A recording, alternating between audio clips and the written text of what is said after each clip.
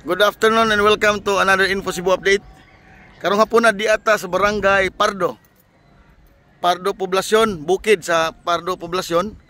Atong gitan-aw kining barangay Pardo tuong bypass road or access road. Di atas bukid nga bahay no, kita niyo view nindot kayo. Nanay porsyon nga na semento apan ang status ani nga project sa pagkakaron giundang ni siya no. Na cease and desist order.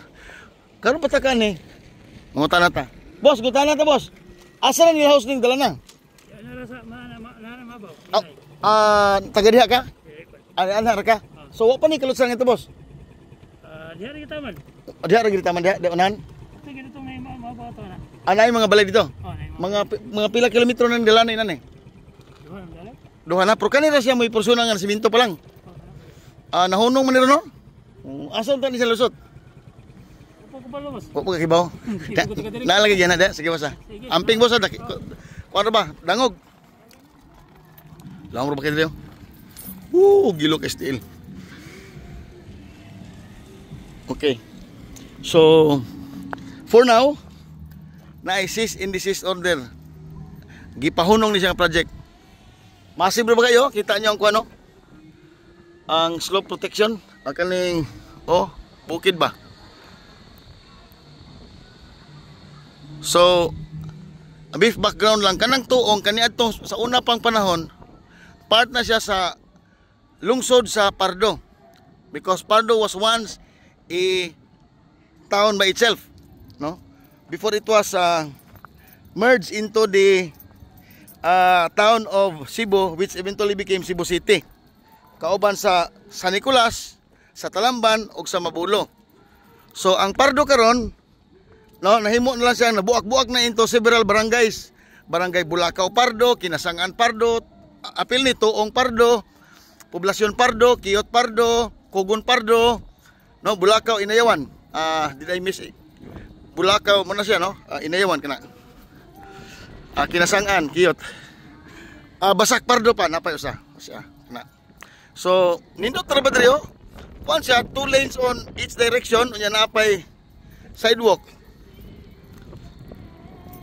Actually, kung mahuman ni siyang dala na, it will open up to the real estate dihan dapita. Tuong, nagsunod na tuong buhisan, paingon na nga sa pangdako.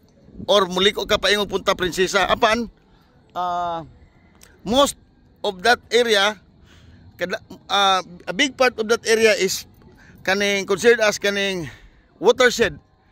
Part sa buhisan, protected area na adya ang source atong drinking water sa MCWD kanang Buhisan Dam. Apan wa ta kay ba unsa gyud kuan? Unsa gyud hinungdan nganong giundang kini nga project. But right now, mo ni siya kuan. This is all you have. WTG Construction ang nakabutang dito sa ubos nga kontraktor ni. Onya kano sa isugdan ni sir? 20 si Cebuano Nation. 2023. Guwapo gi kay view, nindot kay dito tambayan no. We hope nga kung sa minaayo lang nga pamaagi og mahuman nga project, daghay maka-benefit actually. Kay kung nakaana na mo buhisan, kita mo gamay kayo hagipot kay andalan ariagi sa barangay Punta Prinsesa.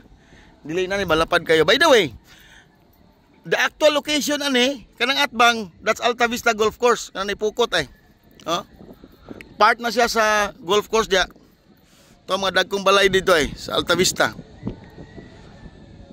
Okay? So golf course na diha. Kaning dalana adto ni siya mulusot sa kanang dalan gyud right side sa gate sa Alta Vista. Diha gini siya mulusot.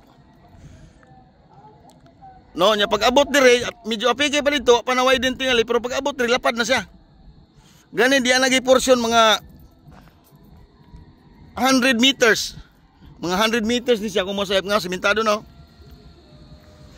So, mo kana ang pinaka ulahing update dire sa Tuong Pardo Bypass Road ang ano ni sir no? Official name Tuong Pardo Bypass Road. Sige lang kay ini kanaog na to ato ang i-appeal sa atong video para mas informative siya.